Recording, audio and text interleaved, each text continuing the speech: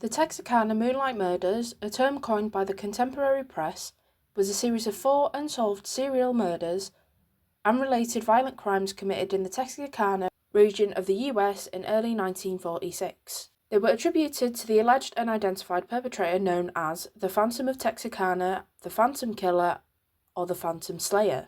This hypothetical suspect is credited with attacking 8 people, 5 of them fatally, in a 10-week period. The attacks occurred at night on weekends between the 22nd of February and the 3rd of May, targeting couples. The first 3 attacks occurred at lovers' lanes or quiet stretches of a road in Texas. The 4th attack occurred in an isolated farmhouse in Arkansas. The murders were reported nationally and internationally by several publications and caused a state of panic in Texarkana throughout the summer, while police patrolled the streets and neighborhood. Stores sold out of guns, ammunition, locks, and many other protective devices. Investigations into the murders were conducted at the city, county, state, and federal level. The prime suspect in the case, residents armed themselves and, at dusk, locked themselves indoors. Career criminal Ul Swinney was linked to the murders primarily by statements from his wife, plus additional circumstantial evidence. After Swinney's wife refused to testify against him, prosecutors decided against pursuing murder charges. Swinney was however convicted on other charges and sentenced to a long prison sentence. 2 of the lead investigators believed that Swinney was guilty of the murders. The book, The Phantom Killer: Unlocking the Mystery of the Texarkana Serial Murders, 2014, written by James Presley, nephew of Sheriff William Hardy Bill Presley, concludes that Swinney is the culprit. The events inspired many works, including the 1976 film The Town That Dreaded Sundown. This film is the basis for much of the subsequent myth and folklore around the murders. The Texarkana Moonlight Murders consisted of 4 violent attacks which occurred over 10 weeks from February to May 1946. The murders occurred in and around Texarkana, Twin Cities, and at the border of Miller County, Arkansas, and Bowie County, Texas. All 4 attacks targeted heterosexual couples in isolated locations on weekend nights. The attacks took place at intervals of 3 and 4 weeks. Investigators speculated that the attacks were the work of an unidentified serial killer. Over time, there have been shifting opinions by officials over whether the 1st and 4th attacks were committed by the same perpetrator. At around 11:45 p.m. on Friday the 22nd of February, Jimmy Hollis, 25, and his girlfriend Mary Jeanne Leary, 19, parked on a secluded road just outside Texarkana, Texas, after having seen a movie together. The lovers' lane was approximately 300 feet from the last row of city homes, where present-day Central Mall is located. Around 10 minutes later, a man wearing a white cloth mask, which resembled a pillowcase with eye holes cut out, appeared at Hollis's driver's side door and shone a flashlight in the window. Hollis had told him he had the wrong person, to which the man responded,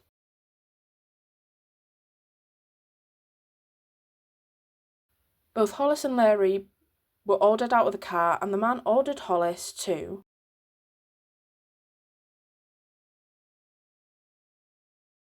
After he complied, the man struck him twice upon the head with a firearm.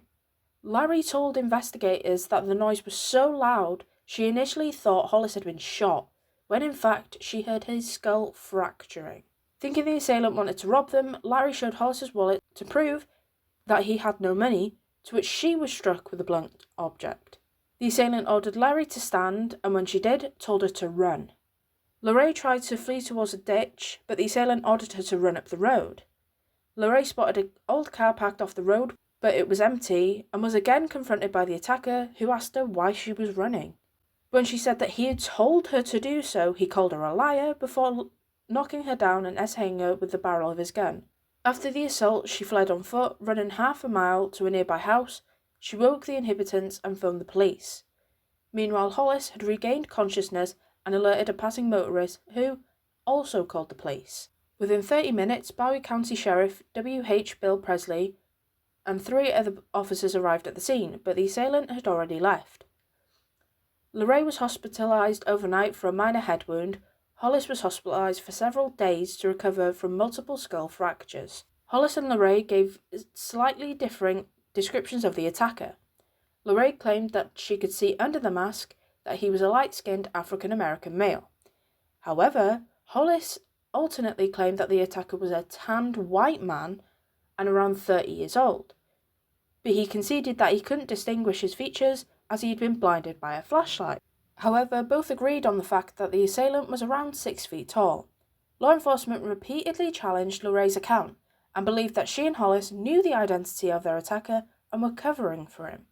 Richard Griffin, 29, and his girlfriend of 6 weeks, Polly Ann Moore, 17, were found dead in Griffin's car on the morning of Sunday the 24th of March by a passing motorist. The motorist saw a parked car on Lovers Lane, 100 yards south of US Highway 67 west in Bowie County. Griffin was found between the front seats on his knees with his head resting on his crossed hands and his pockets turned inside out.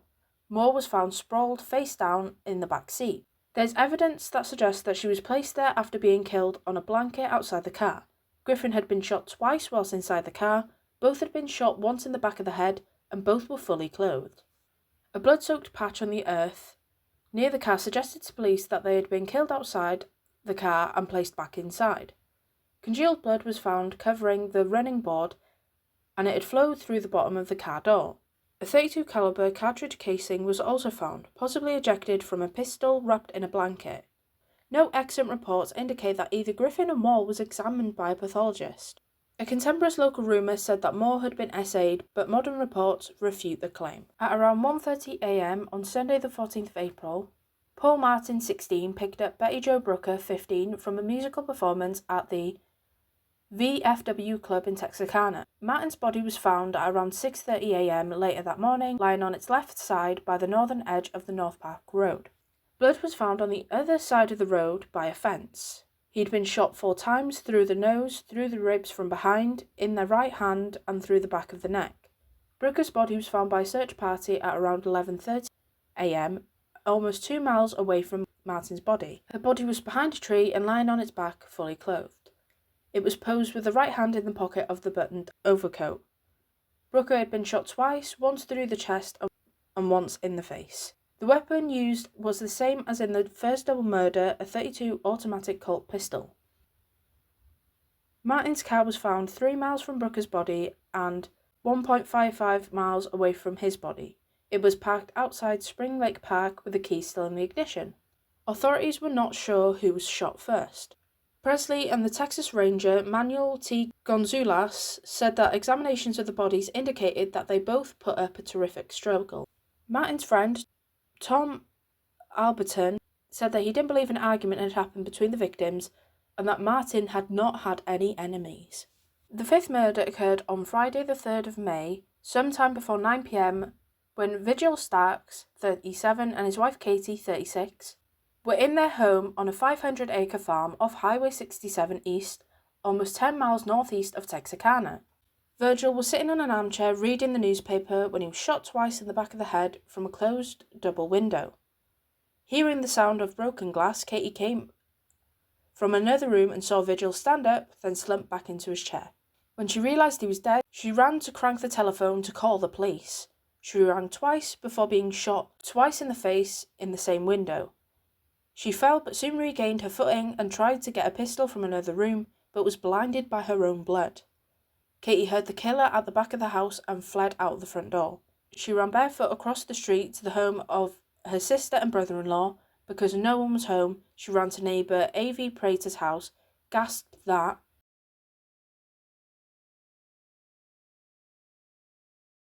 then collapsed. Prater shot a rifle in the air to summon another neighbour, Elmer Taylor, who Prater sent to collect his car.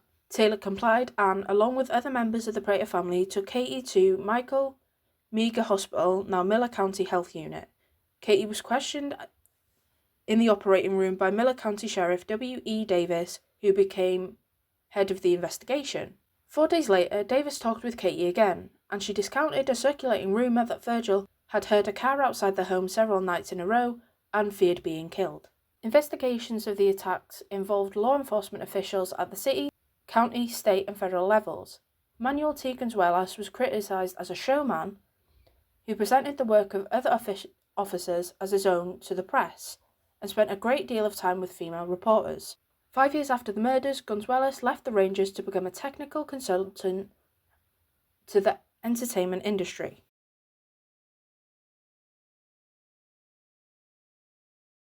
Law enforcement repeatedly challenged Lorraine's account of the first attack, believing that she and Hollis knew the identity of their attacker and were covering for him. Lorraine returned to Texarkana after the Griffin Moore murders in hopes of helping link the cases and identify the killer, but the Texas Rangers questioned her story and insisted that she knew who the attacker was. Officers didn't publicly connect the Hollis-Lorraine attack to the subsequent murders until the 11th of May, the day after the Texarkana Gazette published an interview with Lorraine when Presley and Reynolds called on the public to immediately report anyone who had unexplained absences when the murders occurred. In response to the Griffin Moore murders, police launched a citywide investigation along with the Texas and Arkansas police, the Texas Department of Public Safety, the overseeing agency of the Texas Rangers, the Miller and Cass County Sheriff's Department, and the FBI. Over 200 persons were questioned in the case, and about the same number of false leads were checked. In the Martin Brooker case, friends, acquaintances, and several suspects were questioned by Bowie County investigators who worked in 24-hour shifts. Gonzalez tried baiting the perpetrator by recruiting teenagers to sit as decoys in parked cars while officers waited nearby. Officers also volunteered as decoys with real partners on mannequins. Police called for the public to report anyone who owned a flashlight like the one in this picture, found at the Starks murder scene. This was the first spot-coloured photograph published by the Texarkana Gazette. In the aftermath of the Starks murder, officers from the entire area were called upon to help with the investigation. Blockades were set up on Highway 67 East. Those who had been driving in the area at the time of the slaying, along with several men found in the vicinity, were detained for questioning. By the 5th of May, 47 officers were working to solve the murders. On the 9th of May, a mobile radio station arrived with 20 Arkansas State Police officers and a fleet of 10 prowl cars equipped with two-way radios to help coordinate the growing investigation. On the 11th of May, a teletype machine was installed in the Bowie County Sheriff's Office to connect with other law enforcement officers in Texas. The unofficial theory for the motive amongst the majority of officers was that of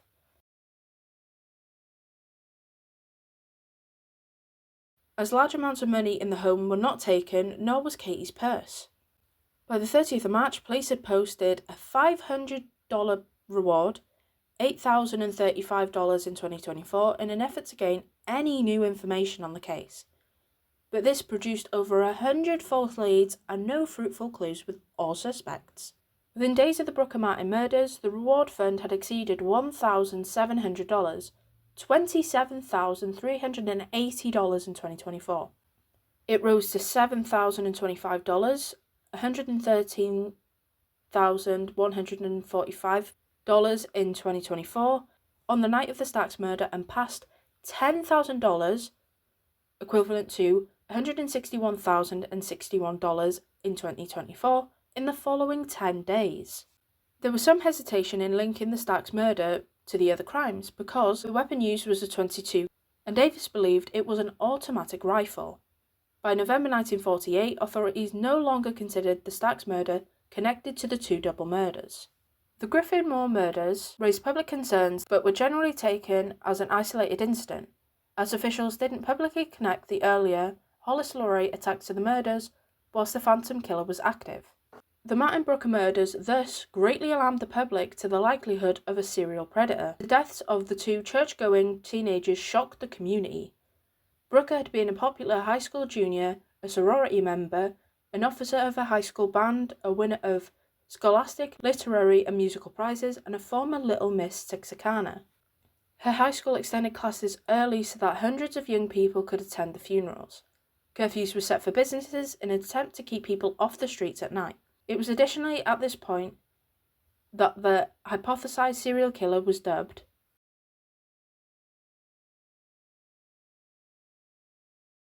by the local media. Hysteria grew in the days following the murder of Vigil Starks in his home.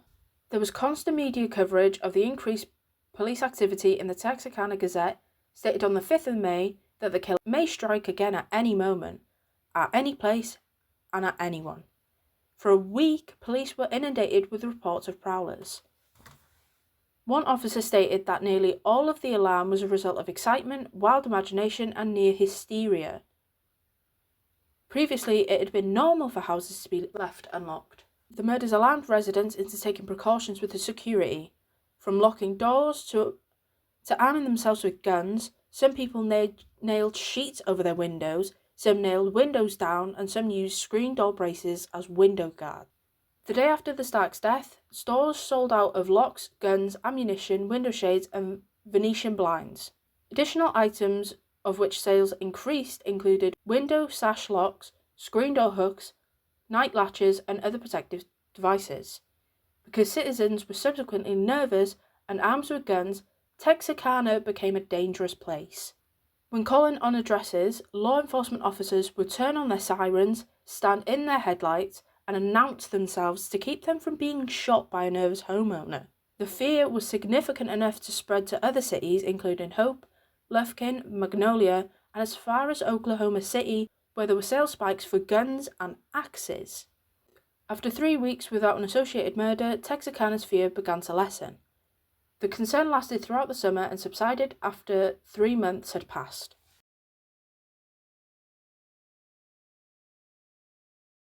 The rampant spreading of rumours fed the panic and made the police investigations more difficult. On the 18th of April, Gonzalez held a press conference to dispel rumours that the murderer had been caught.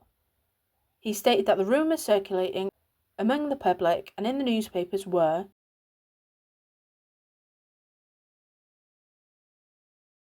He stressed this again in a radio interview on the 7th of May.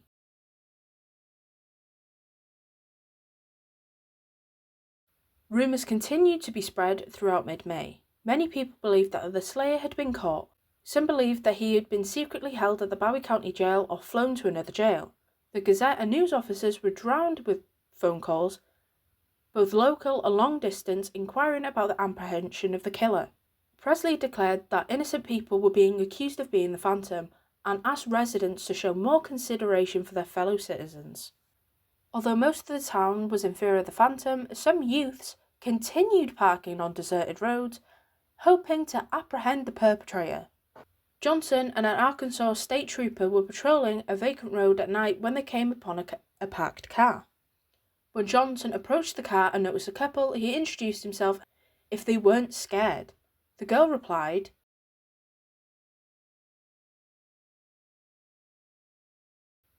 and she revealed that she'd been pointing a .25 ACP pistol at him.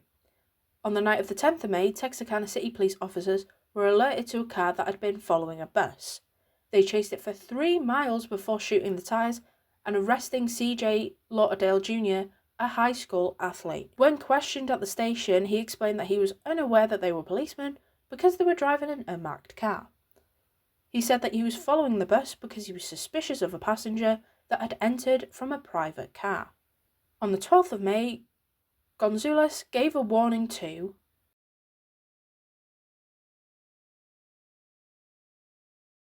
in the Gazette, saying,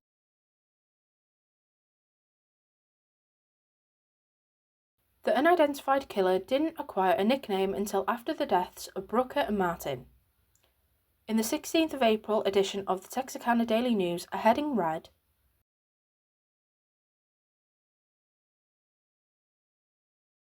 this front page story was continued on page 2 with a headline,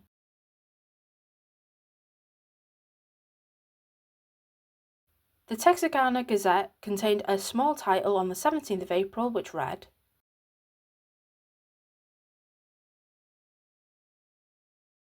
J.Q. Mahaffey, executive editor of the Texarkana Gazette in 1946, said that managing editor Calvin Sutton had an acute sense for the dramatic, which impelled him to ask if they could refer to the unknown murderer as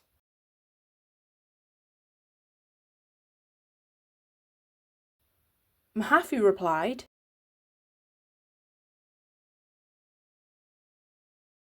Jimmy Hollis and Mary Jeanne Leary were the only victims able to give a description of their attacker. They described him as being 6 foot tall, wearing a white mask over his face, with holes cut out for his eyes and mouth. Although Hollis believed that he was a young, dark-tanned white man under 30, Leary believed he was a light-skinned African-American.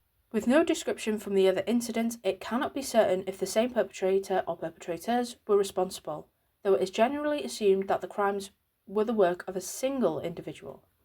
The modus operandi established for the killer was that he attacked young couples in an empty or private areas just outside the city limits using a .32 caliber gun. Although the caliber used in the Stacks murder was a .22, a .32 is believed by the majority of lawmen to have been used by the Phantom. He always attacked late at night, on weekends, with cooling off periods of about 3 weeks between attacks. Gonzalez stated that he and his officers were dealing with A,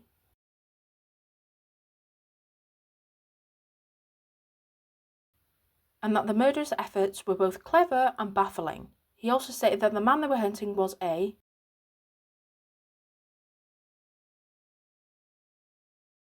At the Stacks murder scene, Presley said,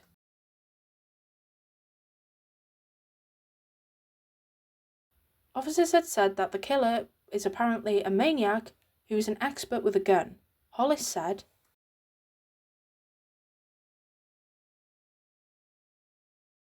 "Throughout the investigations of the Phantom killer case, almost 400 suspects were investigated. There were numerous false confessions investigated by police.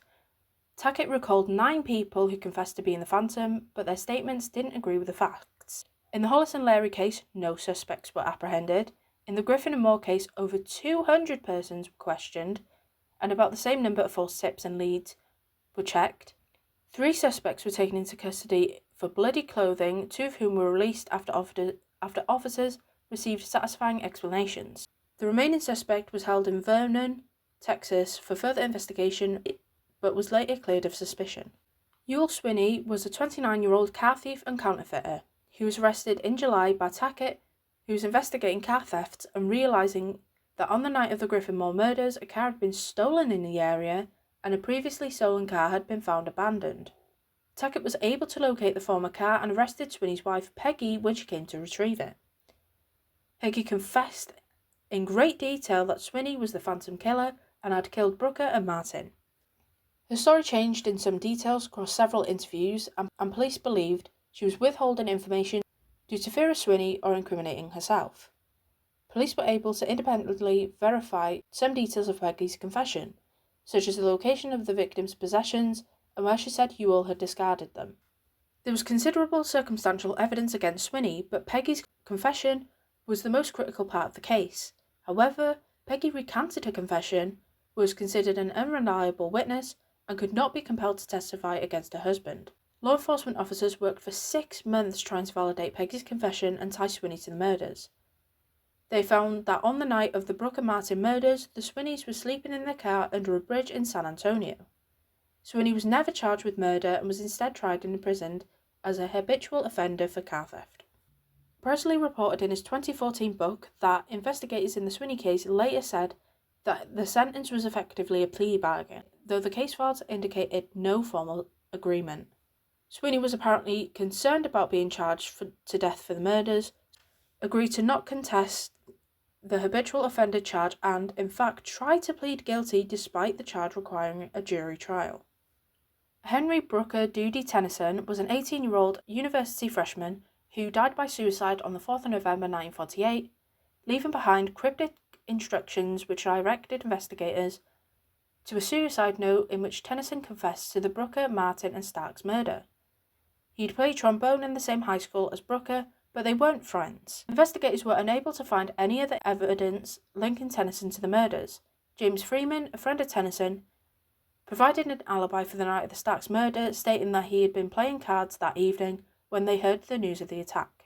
Ralph Bauman, a 21-year-old ex-Army Force machine gunner, claimed to have awoken from a fugue state of several weeks on the day of the Starks murder with his rifle missing. He said that he had heard about the suspect matching his description and hitchhiked to LA, feeling like he was running from the murder. On the 23rd of May, he told LA police that he thought he may be the Phantom.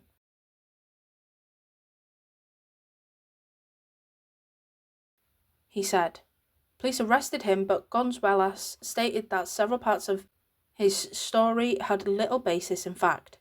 Bauman said that he'd been discharged from the AAF for being psychoneurotic and had previously confessed to killing 3 people in Texarkana in a period of 3 days, which didn't match the timeline of the killings. Investigators had hoped that Brooker's saxophone, which she had played the night of her murder, and which was missing might lead them to a suspect. On the 27th of April, a suspicious man was arrested in Corpus Christi, Texas for trying to sell a saxophone to a music store. He had asked about selling the instrument to the store but became evasive and fled from the store manager. Although no saxophone was found in his possession, the police found a bag of bloody clothing in his hotel room.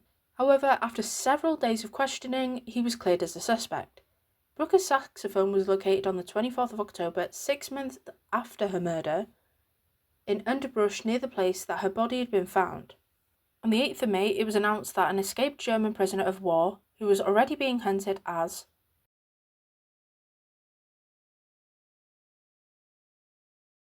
was considered a suspect. He was described as a stocky 24-year-old weighing 187 pounds with brown hair and blue eyes.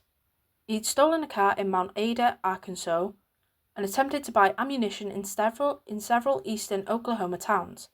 The police kept searching for him, but it was said that he had. On the 7th of May, a hitchhiker armed with a pistol carjacked and robbed a man, threatening to kill him and stating that he'd killed 5 people in Texarkana, naming Martin and Brooker. The hitchhiker went on to say that he was not finished killing people. Gonzalez said that the police were doubtful that this man was the Phantom Killer, noting that the killer had gone to lengths to conceal his identity, while the hitchhiker boasted to a living witness. On the 10th of May, in Atoka, Oklahoma, a man assaulted a woman in her home, ranting that he might as well kill her because he had already killed 3 or 4 people and that he was going to her. He then fled. A widespread search for the man included 20 officers and 160 residents. 2 days later, police arrested a suspect but didn't believe he was the Phantom. According to the man's story, he couldn't have been in Texarkana at the time of the Starks murder. Sammy is a pseudonym given to a long-time Texarkana resident with a good reputation and no criminal record whom the police were reluctant to name as a suspect. He came to the attention when his vehicle's tyre tracks were found across the road from Martin's corpse. He failed the polygraph test, so the police decided to have him hypnotised by psychiatrist Travis Elliott. Elliott concluded that Sammy had no criminal tendencies and learned Sammy had pulled the vehicle to the side of the road in order to urinate before visiting a married woman with whom he was having an affair. Concealing the affair caused Sammy to fail the polygraph test.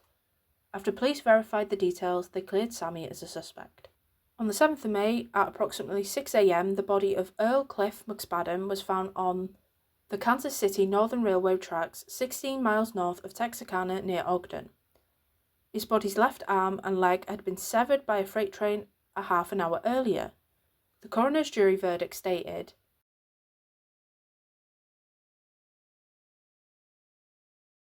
and that